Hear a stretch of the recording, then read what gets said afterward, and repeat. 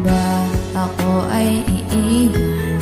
Ano ba ang pagkakamali? Sana ay sabihin sa akin nang malaman ko ang sanhi. I'll keep on loving you kung sadyang